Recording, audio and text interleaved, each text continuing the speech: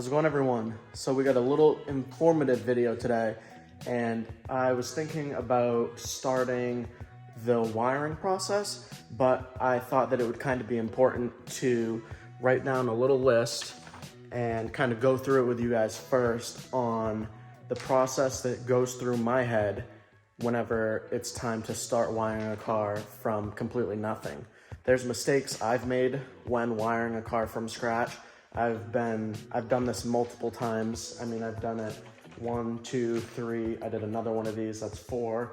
And I also did like a late 60s, early 70s Chevelle. This isn't my first time, and I kind of got a little list here, so I want to go through it with you guys, just so if you're doing this for the first time, or you want to know what my process is, you'll now know, and you'll be able to kind of get going in the right direction if you're doing it yourself, or you'll see how we end up doing it. So, all right, let's read through this a little bit. Okay, so first up on my list that I have here is just written down the orientation of what happens when your power wire comes out of the battery box. I'll come out of that, and I am going to be running it to a fuse block like you would find on a aftermarket sound system if you were putting one of those in your car. I have a 200 amp fuse I'll mount somewhere. I'm not sure if I'll mount it on this hub or on the wall, but you want it as close as possible to the battery, so if anything happens, it takes out that fuse. Next up after the fuse is I have a kill switch. So we're going to be putting a kill switch behind the license plate in this area. So whenever this car goes to a track day, we pull the plate off of it, and then if anything happens to the driver or passenger on track, and say the car rolls over or whatever, they need to shut the power off to the car. It's easy, you just turn the switch and it will kill everything in the car. Coming from here to this kill switch, I will run that same 200 amp line up through the car, and there's a kill switch on the dashboard. I got the dashboard over here. You'll see this same kill switch, good for 200 amps. We're gonna run it onto this one and to the other one. So no matter what kill switch gets shut off, whether it's this one or the one on the back of the car will shut down. Then from that kill switch on the dash, it's gonna run out. We gotta drill a hole through the trans tunnel right there, put a grommet in it, run it out, and run it to the positive side of the starter. Another thing to add is I don't want to be running wires in and out of the car if I don't have to. So what we're going to do is we're going to run a wire from the alternator and run it back to the starter as well.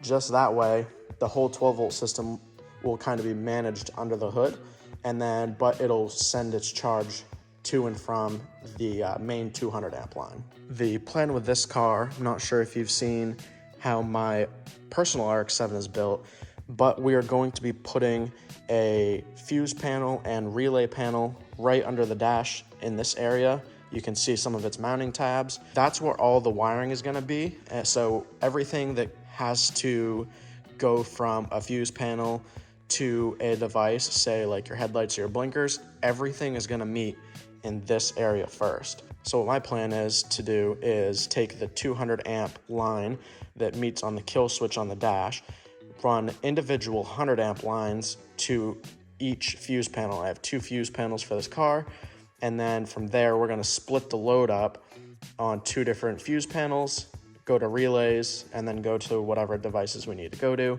So all under the dash is basically going to be 200 amps of service, and then from there at the fuse panels and relays, they split off and go to whatever devices they need to go to. I made a little mistake from my car when I did that, and I learned something.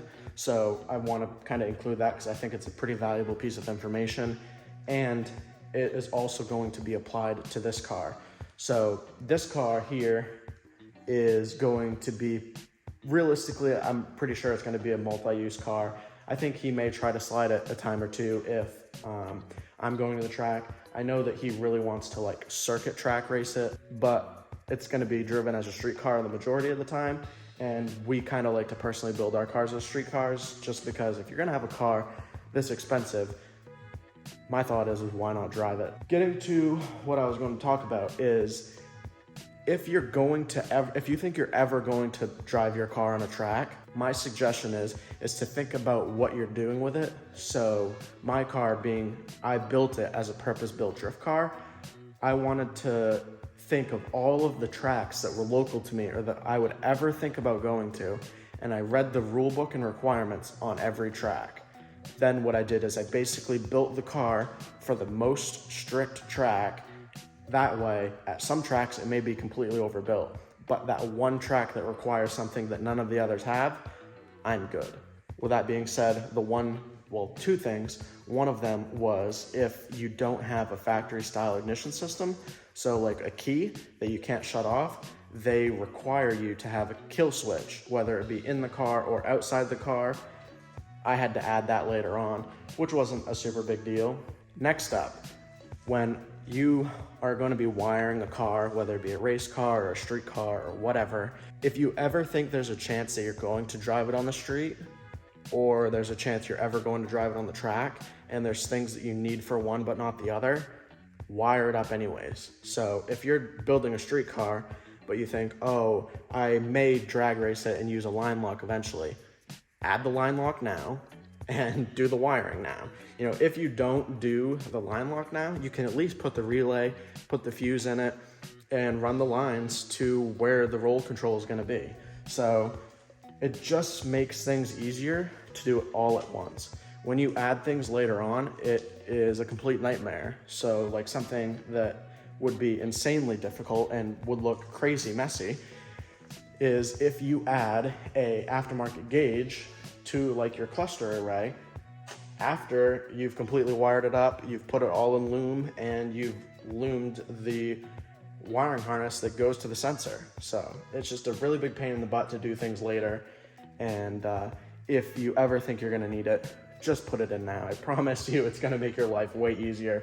Sure, you'll have to fork up money now or delay the project a little bit, but it's really not worth trying to add things later because you'll just have wires scattered everywhere, and then all that time you spent making it look nice doesn't matter anymore because you have wires running all over everything going to the sensor for that gauge you just added.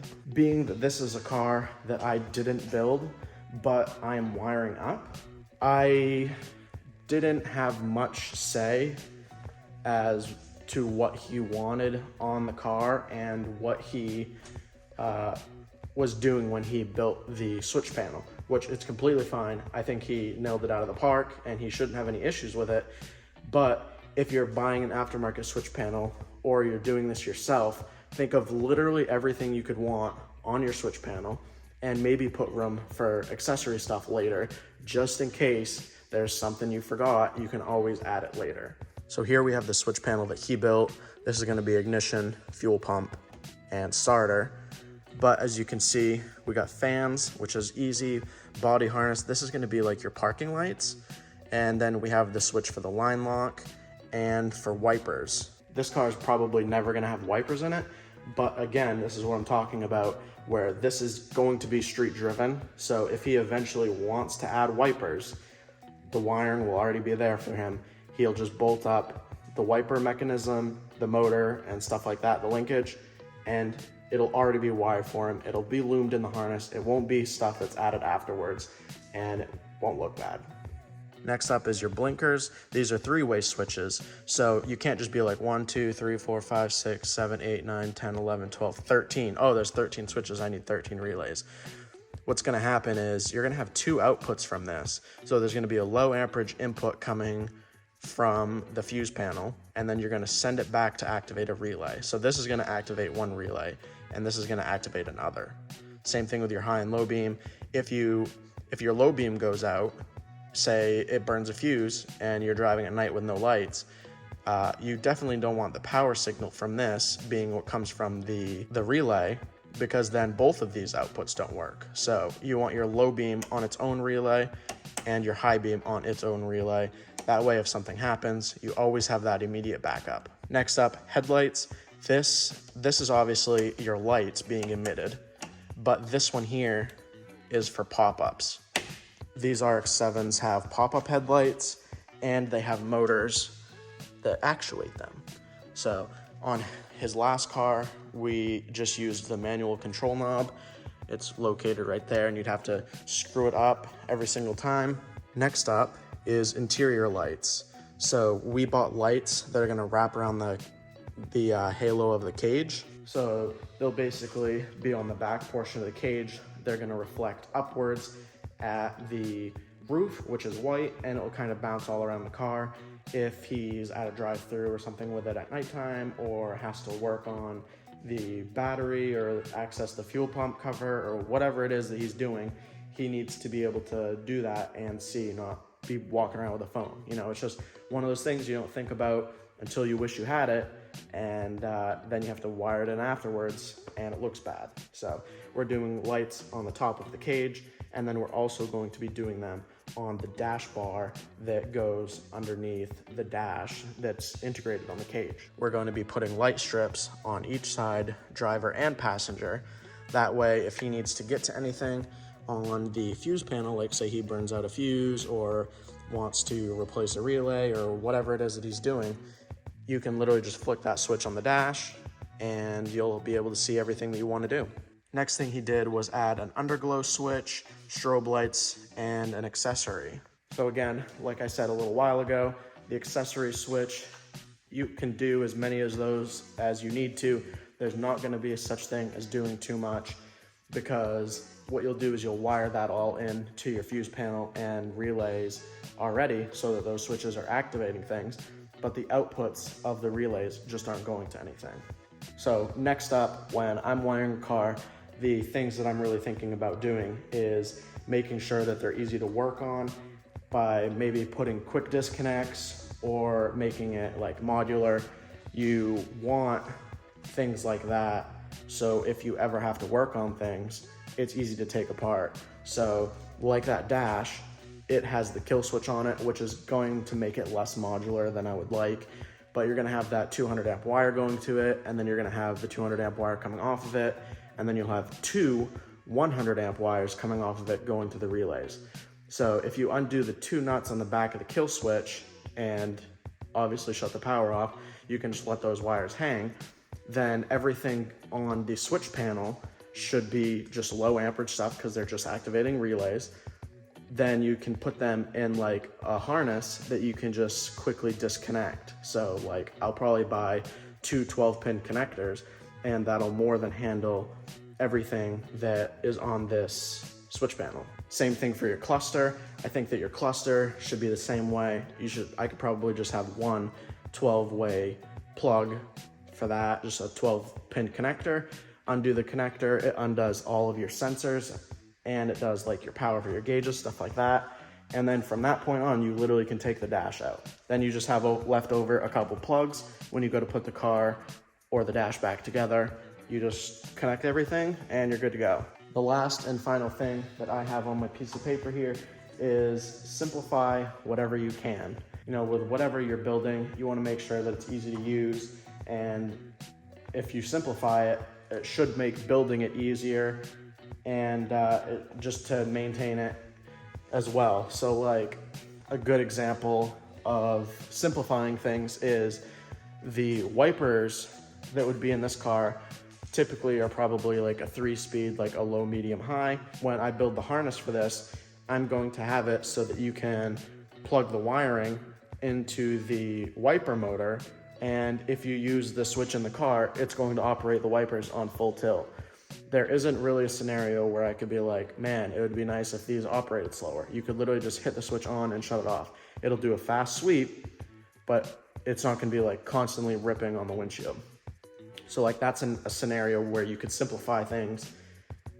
It's gonna make it easy to maintain, because you're only gonna have two wires, the wire coming from the switch, which in turn comes from the relay, and then grounding the wiper motor. So with all of that stuff being said, I hope that you guys can kind of understand what my thought process is when I'm going to be wiring a car.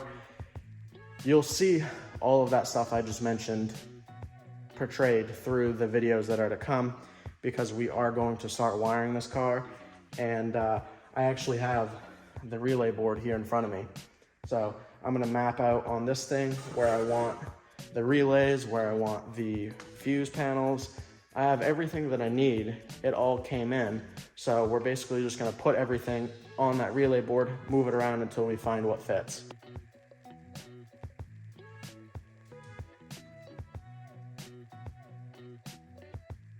That's gonna do it for this one. So I appreciate you guys hanging out and watching.